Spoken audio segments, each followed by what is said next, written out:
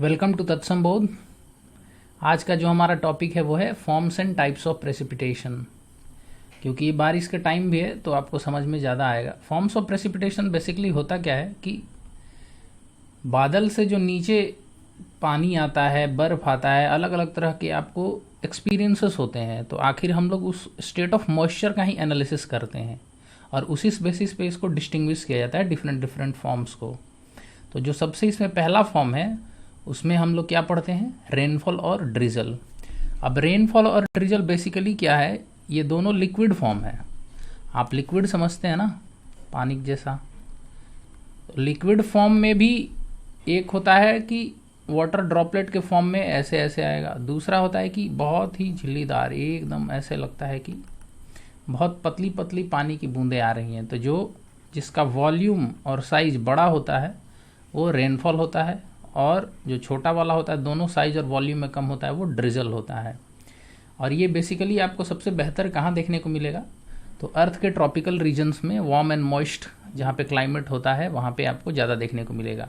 आपको मैंने पहले भी कई बार बताया है, आप वैसे भी यहाँ देख सकते हैं कि ये अर्थ है और अगर ये इक्वेटर है तो यहाँ से 30 डिग्री नॉर्थ और यहाँ से 30 डिग्री साउथ, किसके, इक्वेटर के अराउंड, 0 डिग्री के अराउंड, 30 डिग्री इधर 30 डिग्री इधर, यही ट्रॉपिकल रीजन है।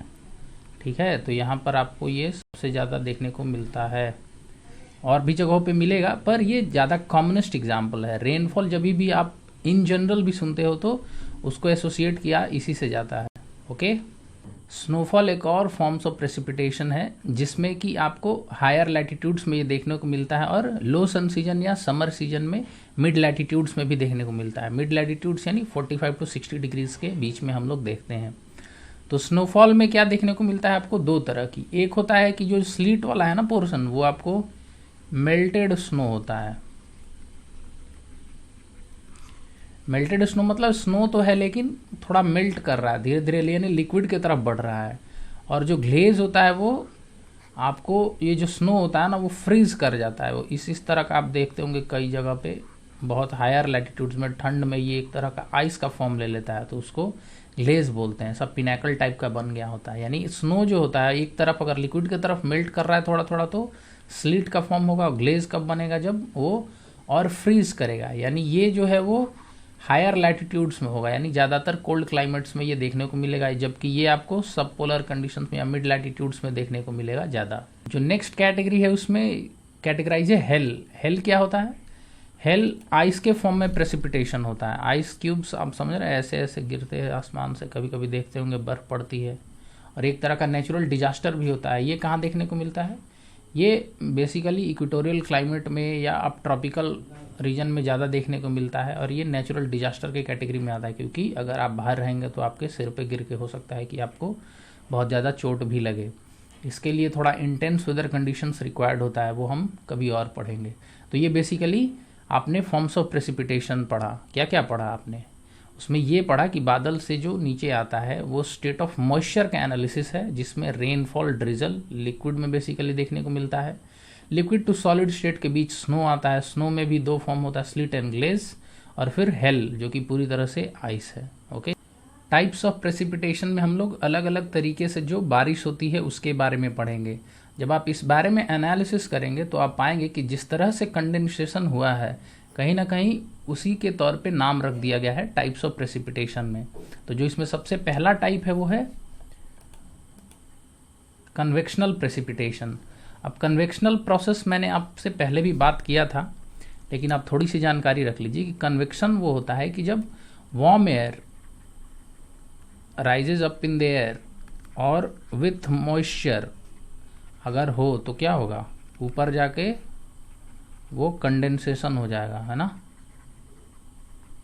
कंडेंसेशन मतलब बादल की प्रक्रिया बनना। यहाँ मॉइस्चर ऊपर गया, ऐसे धीरे धीरे नीचे से गर्म हुआ तो क्या होगा, गर्म हवाएं अपने साथ ऊपर लेके गई और ऊपर वहाँ पर बहुत बड़े बड़े बादल बन गए। और बादल बनेगा तो फिर क्या होगा, उसके बाद ये ऊपर जा रहा है और फिर अगर बारिश होती है तो वो नीचे आएगा।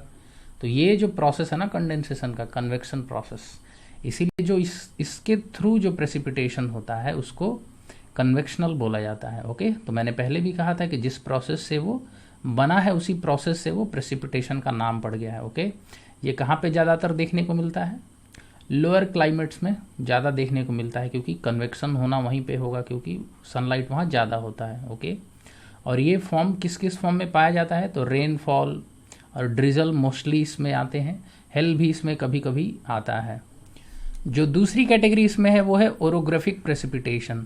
ओरोग्राफी का मतलब ये होता है कि जब भी हवाएं कहीं पे जाके अगर किसी ऑब्स्ट्रक्शन से टकरा जाए, जैसे माउंटेन, ओरोग्राफी होता है ना, ज्योग्राफी में आप पढ़ते हो, यहाँ से हवाएं ऐसे आ रही थी, मान लो ये सी था, तो यहाँ से जब हवाएं आएंगी तो अपने साथ मॉइस्चर भी लेंगी। अब मॉइस्चर लेती हुई हवाएं यहाँ पे तो आई, फिर क्या हुआ, उनको ऑब्स्ट्रक्शन क्रिएट हुआ, तो वो धीरे धीरे इस ऑब्स्ट्रक्शन के सहारे ऊपर चढ़ेंगी। जैसे ही ऊपर जाएंगी तो टेम्परेचर धीरे धीरे डाउन होगा, तो क्या होगा, क्लाउड का फॉर्मेशन होगा, और क्लाउड होगा तो रेनफॉल होगा। इसको विंडवर्ड साइड बोलते हैं, आपको मैंने पहले एक वीडियो में बताया हुआ है ये सब चीज़ें। फिर जब हवाएं इधर से इधर आती हैं तो थोड़ा थोड़ा टेम्परेचर फिर बढ़ने लगता है, तो इधर क्लाउड थोड़ा छोटा नेचर का बनता है, और वैसे भी जब पानी इधर कुछ सेट कर देती हैं तो रेनफॉल यहाँ पे कम होता है, इसलिए इसको लीवर्ड साइड भी बोलते हैं। पर बेसिकली जो यहाँ पे मैकेनिज्म इन्वॉल्व है ना, वो है ओरोग्राफिक प्रेसिपिटेशन। भारत में जो मॉनसूनल क्लाइमेट्स आप एक्सपीरियंस करते हो उसमें ज़्यादातर इसी तरह से बारिश होती है, क्योंकि अरेबियन सी से जब हवाएं ऐसे समुद्र से आती हैं, साउथ वेस्ट मॉनसूनल विंड्स, तो उनको वेस्टर्न घाट से टकराती हैं, और टकराने के बाद ऐसे उनको ऊपर जाना होता है। तो इस क्रम में जो बारिश होती है वो है ओरोग्राफिक प्रेसिपिटेशन।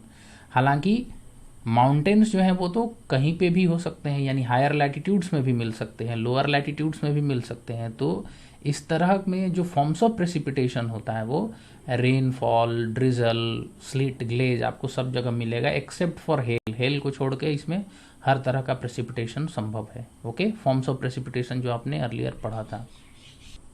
जो नेक्स्ट कैटेगरी प्रेसिपिटेशन टाइप में वो है फ्रंटल प्रेसिपिटेशन। फ्रंटल प्रेसिपिटेशन आप कहाँ पढ़ेंगे? जहाँ पे आप फ्रंट्स के बारे में पढ़ते हैं, जो कि मिड लैटिट्यूड्स में बनता है 60 डिग्री के आसपास। वहाँ होता क्या है कि वार्म लैटिट्यूड्स यानी 30 डिग्री नॉर्थ से मान लीजिए इधर से वार्म एयर आई, ओके, और इधर हायर लैटिट्यूड से कोल्ड एयर आता है। ओके, हायर लैटिट्यूड मान लीजिए ये सबसे हायर क्या हो, 90 डिग्री नॉर्थ से, तो ये दोनों जब आपस में आती हैं तो एक फ्रंट का फॉर्मेशन होता है। तो होता क्या है कि नीचे कोल्ड एयर रह जाती है और ऊपर में वार्म एयर चली जाती है, तो उसके कारण क्या होगा, वार्म एयर जब ऊपर जाएगी तो धीरे धीरे टेम्परेचर डिक्रीज करेगा, तो उससे क्लाउड का फॉर्मेशन होगा। हालांकि बहुत बड़े बड़े क्लाउड्स नहीं होंगे, छोटे छोटे क्लाउड्स होंगे, पर फिर भी प्रेसिपिटेशन होगा।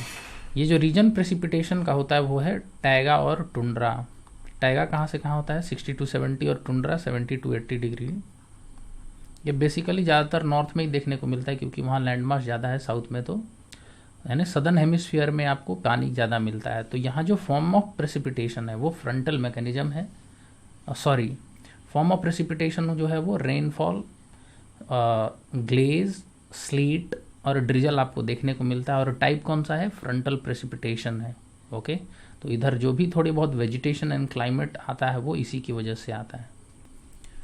जो नेक्स्ट टाइप है वो है साइक्लोनिक प्रेसिपिटेशन। साइक्लोनिक प्रेसिपिटेशन कहाँ देखने को मिलता है, तो ट्रॉपिकल साइक्लोन्स, क्योंकि ट्रॉपिकल रीजन में आते हैं तो वहाँ पे भी कन्वेक्शनल ही होता है एक्चुअली प्रोसेस, पर उसमें क्या होता है कि आई और रेनफॉल जोन अलग अलग होता है, इस वजह से इसको एक डिफरेंट टाइप्स बोल दिया जाता है। और उसमें भी ये बहुत ही ज़्यादा इंटेंस होता है एक्टिविटी। तो यहाँ पर आप देखते हो कि बड़े बड़े क्यूमुलस निम्बोसिबी क्लाउड्स बन जाते हैं, फिर उसके आसपास थोड़े छोटे छोटे क्लाउड्स बनते हैं दोनों साइड में। और यहाँ पे जो फॉर्म ऑफ प्रेसिपिटेशन होता है वो बेसिकली हेल होता है, पर रेनफॉल और ड्रिजल भी कहीं कहीं देखने को मिलता है। ओके, आपको मैंने साइक्लोन वाले वीडियो में बताया था ये चीज़, अगर आपको थोड़ा ध्यान हो तो। ये आई होता है तो यहाँ पर कोई रेनफॉल नहीं होता है, लेकिन इधर ये सब रेनफॉल जोन है, और इधर बहुत तेज़ हवाएं भी बहती हैं। तो इसमें बेसिकली मैकेनिज्म क्या होता है, कन्वेक्शनल ही होता है, लेकिन क्योंकि साइक्लोन के साथ और भी एक्टिविटीज़ इन्वॉल्व हैं, इस वजह से उसको अलग एक कैटेगरी में डिफाइंड कर दिया जाता है।